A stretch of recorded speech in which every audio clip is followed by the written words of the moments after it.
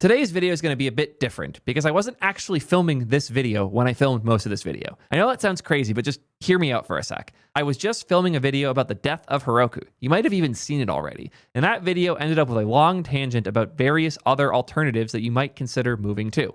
Everything from AWS to Vercel, Railway, Netlify, Render, Cloudflare, DigitalOcean, Hetzner, Fly, and more.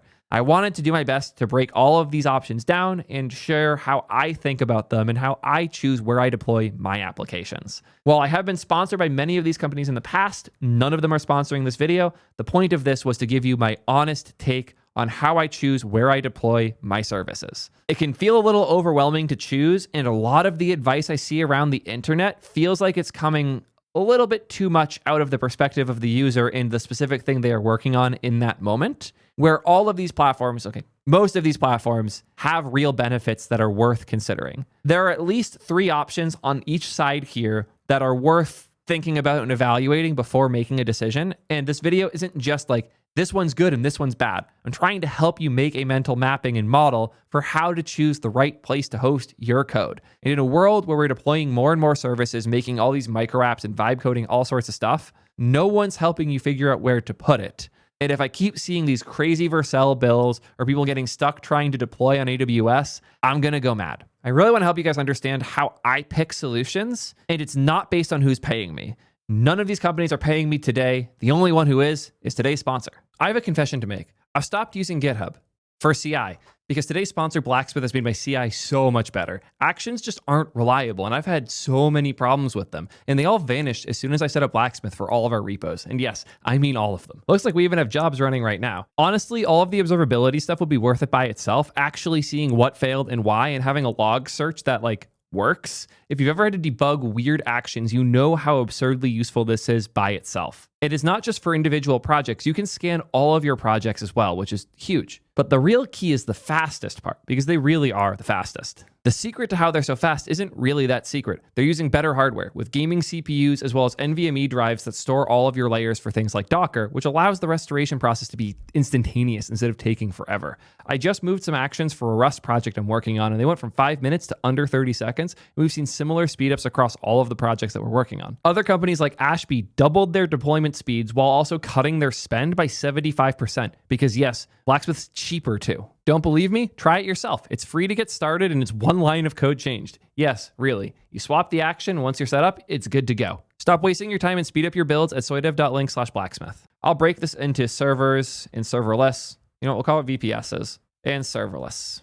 There's a lot of good options for both. In the serverless side, obviously Vercel is still inarguably king. The balance of DX and capability of the platform is pretty hard to beat. Netlify is not a bad option, especially with their recent embrace of vibe coding and supporting all of the platforms that build all the fancy vibe coding tools. Scale's great. I love the CEO. Really good. Has its negatives. We'll get there. And then we have Cloudflare.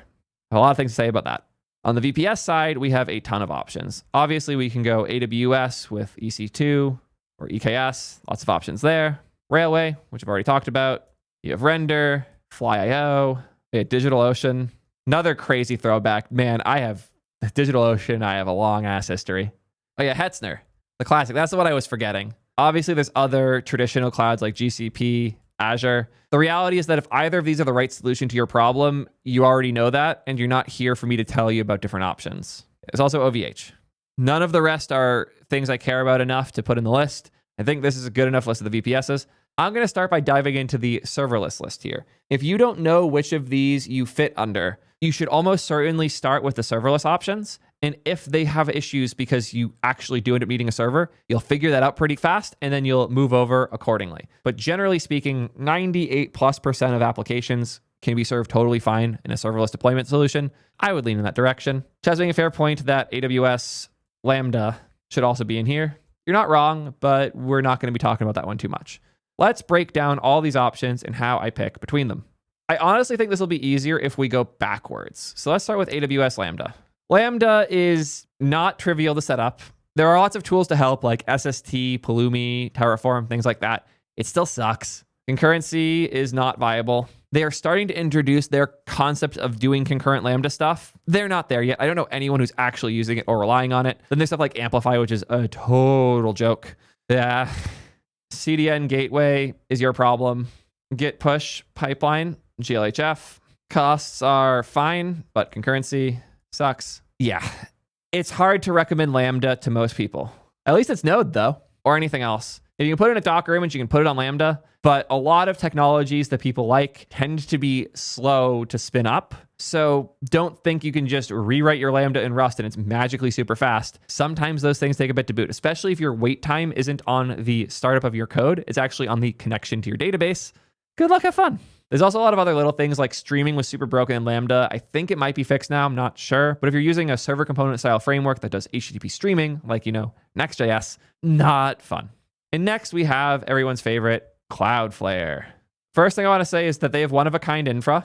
And that one-of-a-kind infra allows them to be significantly cheaper than almost anything else because Cloudflare isn't using traditional servers or Docker images. You can't send a Docker image to Cloudflare and run it. Well, you kind of can now, but their whole Docker image server thing's a different product and it sucks. I don't know anyone using it. It's super overpriced and slow. Cloudflare's strength is you give them a JavaScript file and they run it on their edge network that has a different layer of abstraction. Instead of handing them a box with a kernel in it and expecting them to run it for you, you're handing them a JS file and 3 layers above the kernel in their custom version of V8 called Workerd, they run your code safely in an isolate that doesn't have to spin up a whole server the way that things like Lambda do. That means that cold starts are near zero. It means that their pricing model is fundamentally different because they only charge on CPU time. Other platforms charge wall clock time because the server's up. It doesn't matter how many people are using it. It costs them money. It costs you money too. With Cloudflare, if your request isn't doing anything, like it's idling, waiting for more data to come in, the compute on that box can be used for someone else's request because lots of people are running their code at the same time on the same box. On Vercel, every developer's deployment has its own kernel.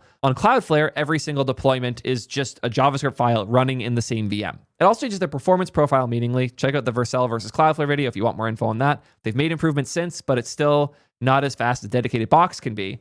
But there's a much bigger catch. Not Node. Every time I use Cloudflare, I run into something because of this. It's not running Node.js. It's running their JavaScript engine. And because of that, a lot of things don't work. Things like reading and writing files.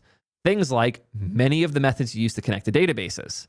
Things like any package that runs any native code, like image optimizers, PDF parsing, all the fun things we like to do in our servers with our Node apps. There's a lot of issues when you can't use Node. They've done their best to patch in support for a lot of Node stuff. None of the things I just mentioned have been fixed. All of those are still problems, but most packages have shims around the Node functions now built in where they can mostly work. Things like crypto were entirely broken and now mostly work. The compat layer is fine, but you're almost certainly going to run into some issues. Like one of the biggest ones I have is stuff like Sharp and FFmpeg. You're not running anything that is written in a language other than JavaScript in Cloudflare. And anyone saying otherwise, like, oh, you can just WASM your stuff, has not tried it seriously. I have been to hell and back for many projects trying to get Cloudflare to let me do something that involves any code that isn't in JavaScript, and every single time I gave up and moved to one of the other options. Speaking of other options, Netlify. Netlify is another Lambda wrapper, but they include all the other fun things like the CDN that make the platform so nice. Everything from here down effectively has those pieces. Really good GitHub integrations. Honestly, really good integrations in general. They have an awesome team. They support the hell out of open source. They're pretty good. I've never regretted my use of Netlify in a meaningful way. They've been a sponsor in the past. I wouldn't be surprised if they are again in the future. Netlify's a solid platform. They handle CDN and distribution stuff, but they don't have everything. The biggest thing I miss when I use Netlify is concurrency. Because again, the concurrency model for a lot of these things, including AWS Lambda, is each request gets its own instance.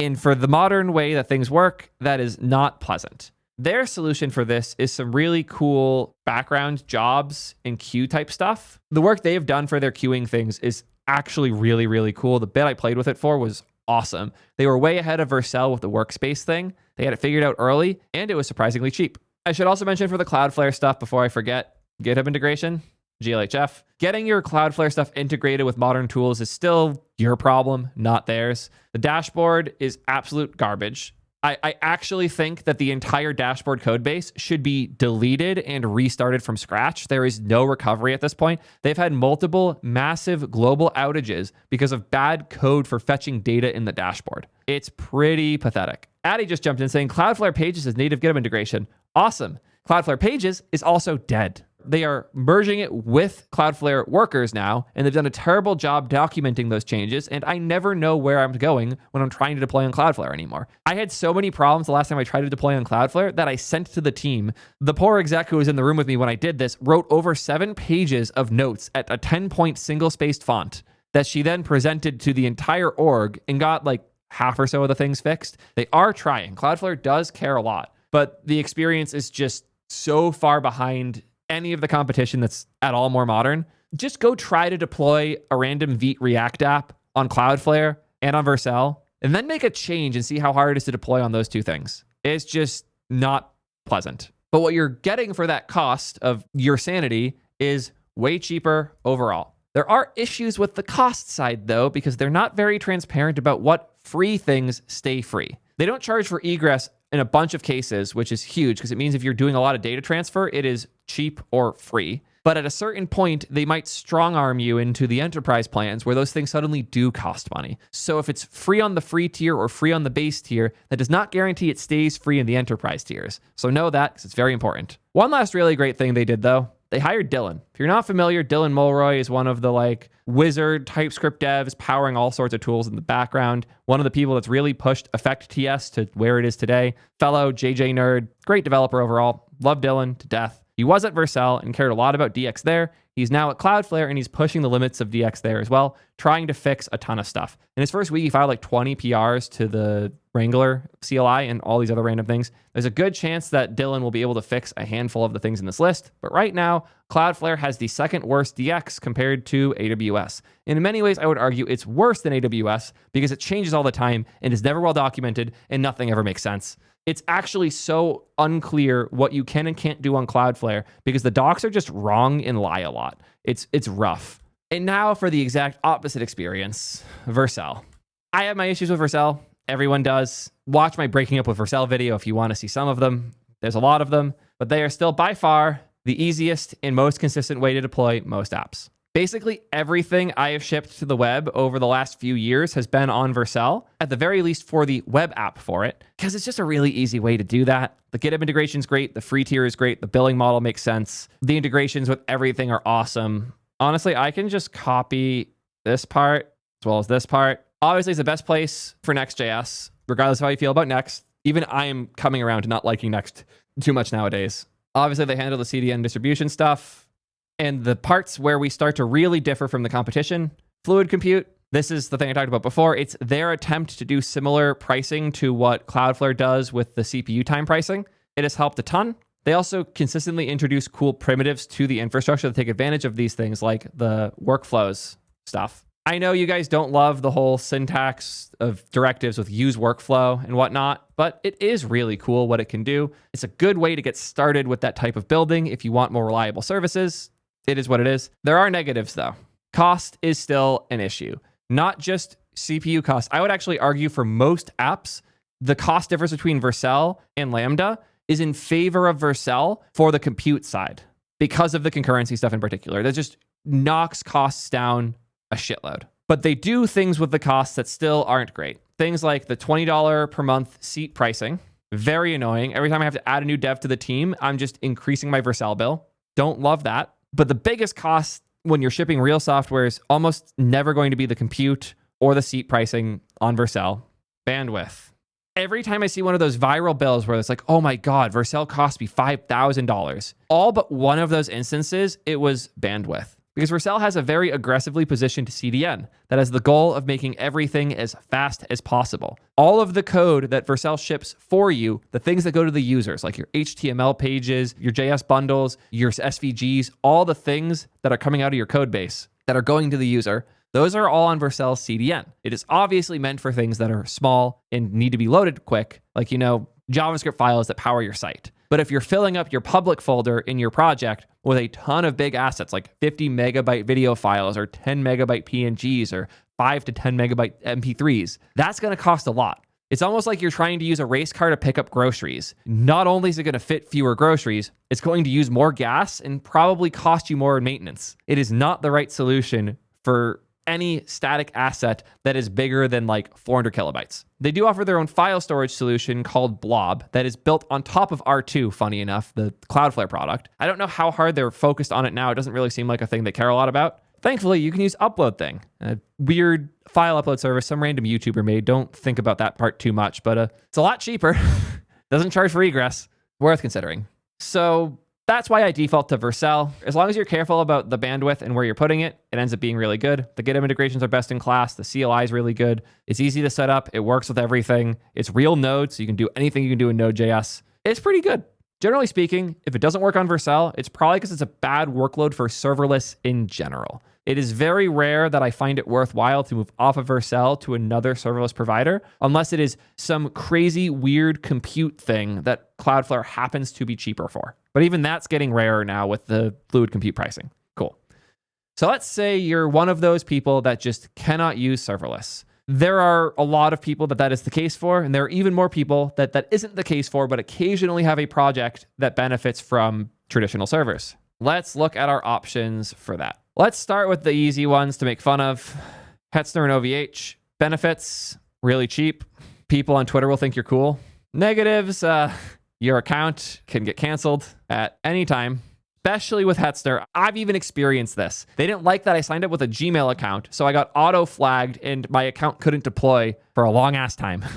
It was bad. And I've seen that story so many times. I've even seen people's production environments getting taken down because some random policy change resulted in their account not having some checkbox hit. They are known for banning. They are known for flagging. A lot of people have had a lot of problems. Immediately, I get shit for talking shit on Hetzner, but I don't care. I've exclusively had bad experiences with Hetzner, and I need y'all to know that. OVH is some amount better, but honestly, they're also slightly more expensive, so I rarely find it is worth it. The product offering's also lacking, like no integrations with anything. If you're using Hetzner, you're managing your deployment pipelines, you're managing your methods for allocation, you're managing your hierarchy for like what servers are being routed to and from, your gateways, your CDNs, everything. They're not doing shit for you. They're giving you a VPS in a box that they own somewhere random. Also of note, locations kind of suck. The best prices are for the EU servers, but even the EU servers aren't co-located with other important things. Like if you're using, I don't know, PlanetScale for your database, the likelihood that the PlanetScale database and the Hetzner database are on the same network is basically zero, which means you're adding a shitload of latency and making your service significantly slower and worse so that you can look cool on Twitter for paying $5 a month instead of $6. It's just not worth it. I don't know any serious people who are building on top of Hetzner. I just don't. It's all hobbyists. And that's fine if you want to just be a hobbyist and really micro-optimize your costs. I don't believe that you're real. I just don't. Not a Hetzner fan. I'm sure my comment section is going to be wonderful now that I've said that. Next, we'll talk about DigitalOcean. This is one I have a ton of experience with. First benefit is the docs. Best in class. Chat, tell me if you're old enough to have been there with me. One's in the chat if you've also relied on the docs for DigitalOcean for deploying Minecraft servers places other than DigitalOcean. I know that's been the case for me. I would not be the dev I am today if it wasn't for the DigitalOcean documentation on how to host Minecraft servers. Look at that, chat. A lot of us have been there. Crazy throwback, but man, the amount of quality documentation that they have had forever now is just unbelievable. Like, to this day, I'll Google search some weird thing I want to do with SSH or GNU Screen or something I want to deploy. There's a 50% chance that DigitalOcean is one of the first results, and not even how to do this on DigitalOcean, just how to do this. And if you choose to use DigitalOcean, you can. They really took that angle seriously of just being a good resource for developers. They have since laid off a lot of the staff that wrote those docs, but goddamn were they useful for a long, long ass time. Even like pre-Stack Overflow days. Other benefits of DigitalOcean. They've been around forever, so they're probably not going anywhere. They have good integrations, not great, but good integrations with things like GitHub. I'll call it decent integrations. And a lot of companies that we use things from here are using them, from Bright Data to FAL to Character AI and more. Like they're a real legit company that's being used by a lot of real legit products, unlike some of the other options here. We need to take a look at the pricing though, because it's not cheap. They're immediately starting with their GPU boxes, which is cool that they offer those, but the compute, less great. They do still have a free tier, but droplets, they're now per second pricing. Their base tier at 512 meg, 500 gigs of transfer, 10 gig drive is $4 a month. 1 gig is up to $6. And just for comparison's sake, we'll look at Hetzner's pricing. They got boxes with 4 gigs of RAM and 40 gig SSDs and up to 20 terabytes of traffic for $4 a month. This is why people choose Hetzner. It is also worth noting that it's in Germany or Finland, and I don't think the US locations are even visible in the pricing charts. Or is it regular performance? That's okay, cool. Regular performance, a different tab than the cost optimized ones, and those ones have US locations. And now we're up to $6 for the 2 gig, 40 gig plan. That's a lot closer to what we were seeing over here. So as crazy as it seems, do you understand how hard Hetzner works to make the price look incredible, even though there are catches?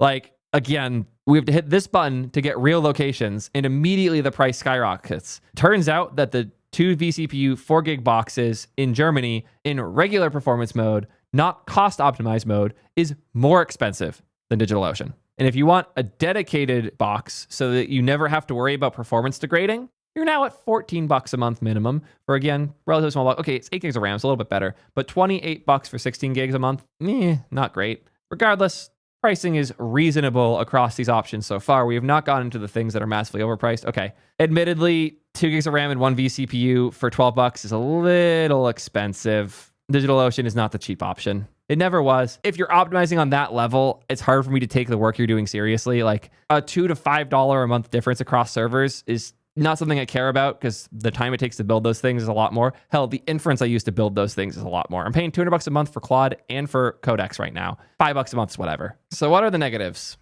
How do I put this? DigitalOcean feels a little lost right now. They don't really know what their core offering is. You can even tell from the homepage. The inference cloud built for scale. What? That's not what I've used. I don't know anyone using DigitalOcean for inference right now. I've never met a person who does that. Oh, look at that. They have an OpenClaw shout out on the homepage now. They're leaning so hard into trying to find new customers, which suggests, and this is the scary part, they may be circling the drain.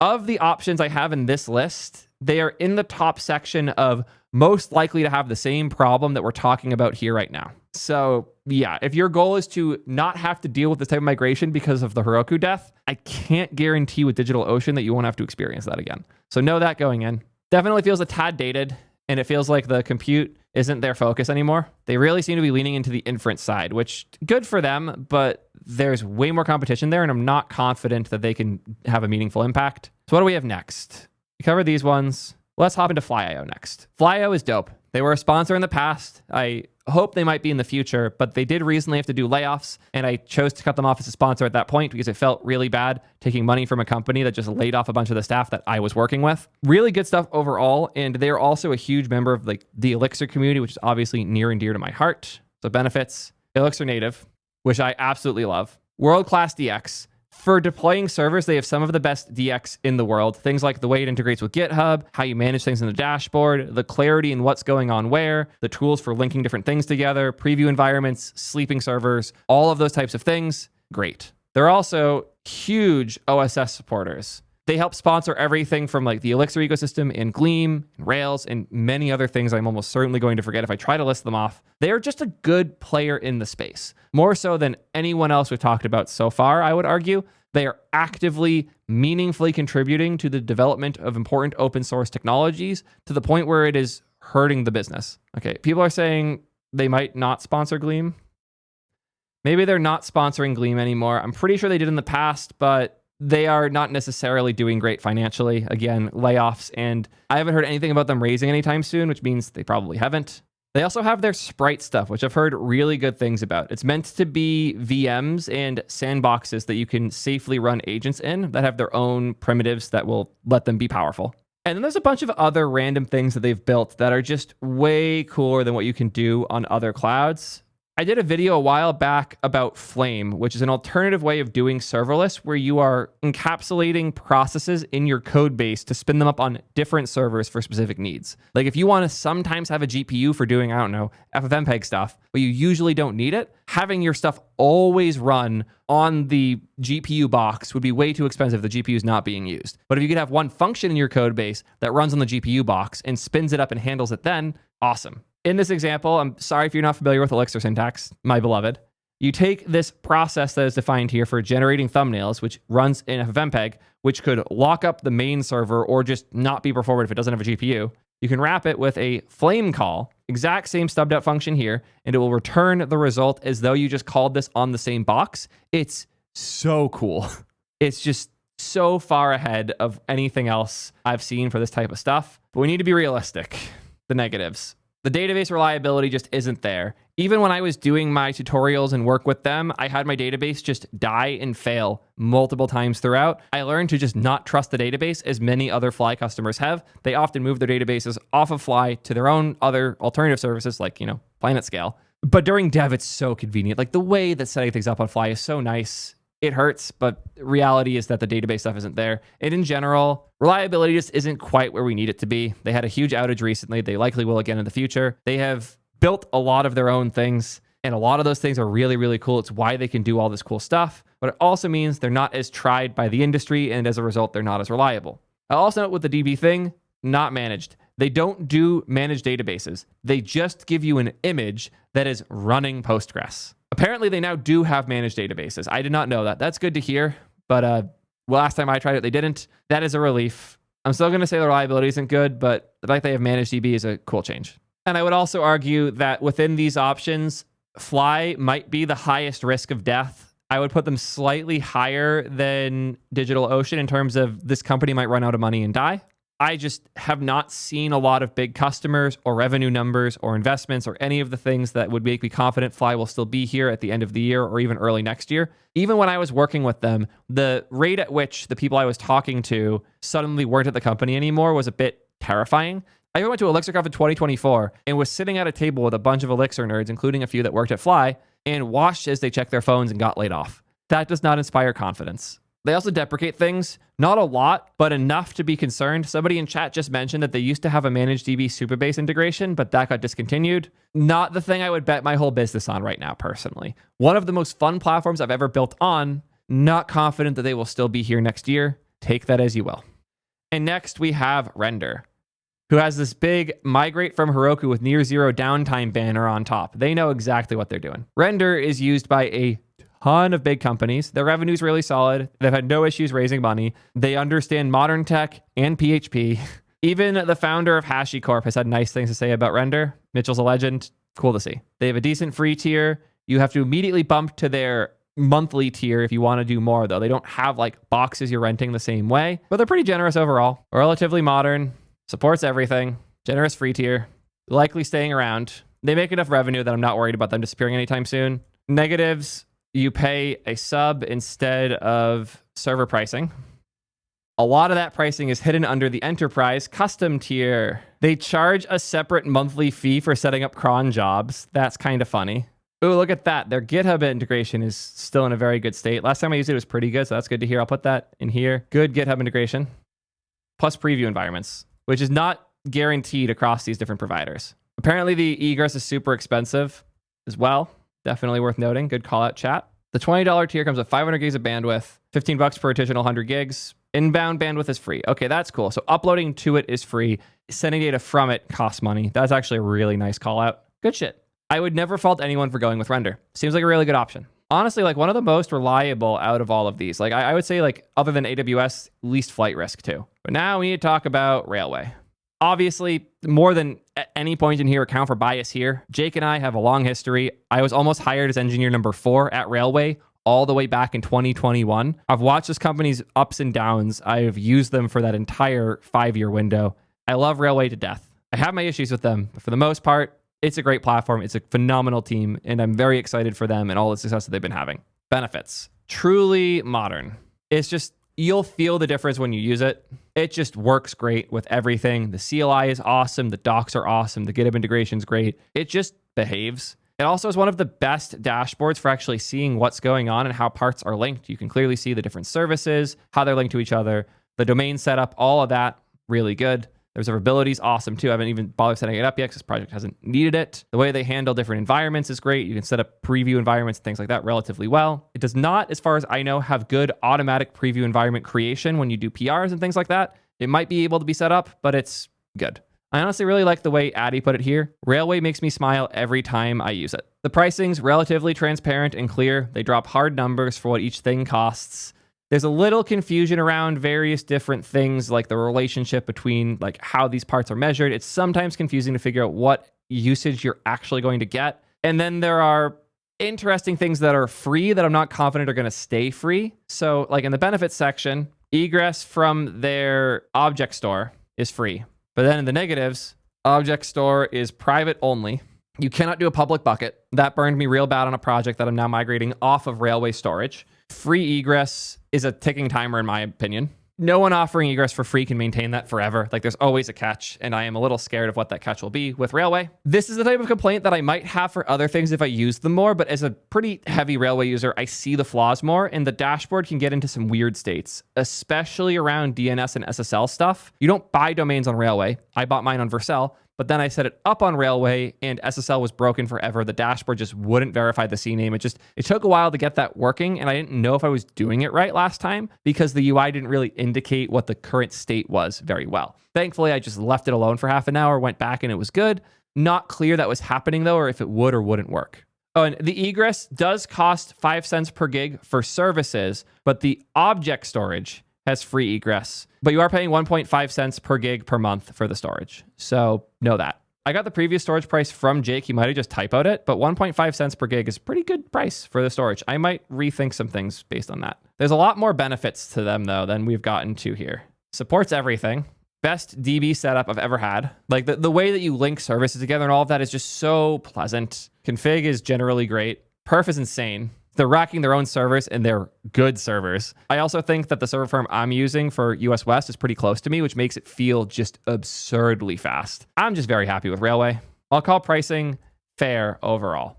There are very few things on Railway where I'm like, that's too expensive. And the one that I thought was, I was just wrong about. Oh, they do have previews and one-click rollbacks. That's good to know. The one-click rollbacks is huge and it saved me a ton of times. Depending on how you use the platform, it might even save you a shitload of money. Some customers who were on AWS before were able to cut their costs by 90% by moving to Railway and also get better experience. It's really good. I'm super happy with Railway. I bet you will be too. They are probably my top pick here. One last thing on Railway before we get to EC2. They just raised $100 million. They're not going anywhere. They were already nearly profitable before. They might have actually been profitable for a bit. They are not going anywhere. AWS, also never going anywhere. Super reliable, like disgustingly reliable. Supported by everything.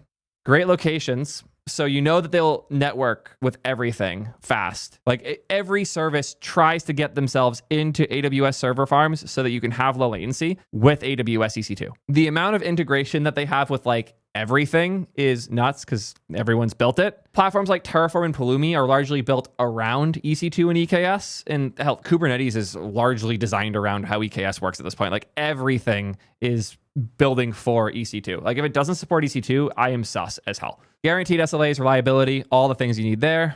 Fargate's dope. There's tons of other services you can integrate alongside EC2 within AWS and externally that are insane. And most importantly, no one's ever been fired for picking AWS. It's the default, and it's the default for a reason. It is good.